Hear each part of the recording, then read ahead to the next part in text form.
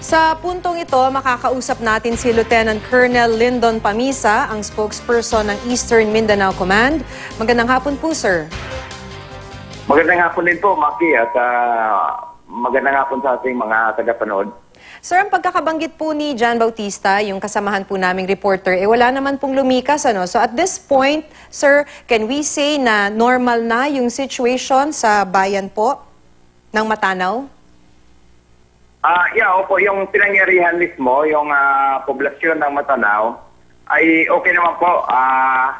Medyo natakot na yung mga tao initially in the morning dahil doon sa paglusob ng mga organisadong grupo ng mga rebuilding NPA. But this time, na-restore na po ang normalcy at okay na po yung poblasyon ng Matanaw. So parang nagkakasunod-sunod po, ano, Colonel?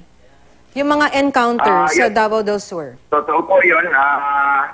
Bali, ang nangyari po kasi after na nilusob ng armadong grupo, yung munisipyo, yung police station, nag-react po kagad ang ating kasundaluhan at nagkandak po ng pursuit operations in 3 areas.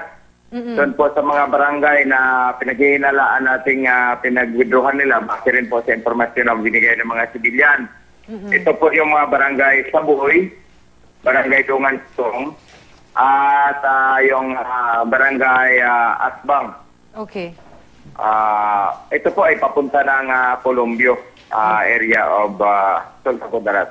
So, are you saying, sir, municipality po. sir, because of this pursuit operations, ibig sabihin po ba, magkakaroon pa ng mga flashpoints in the next few days? Magkakaroon ng encounters pa? You expect that?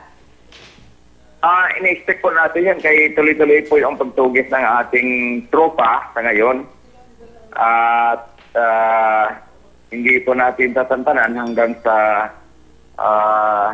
maabutan po nila yung mga kriminal na yun na lumusob sa ating kapulisan.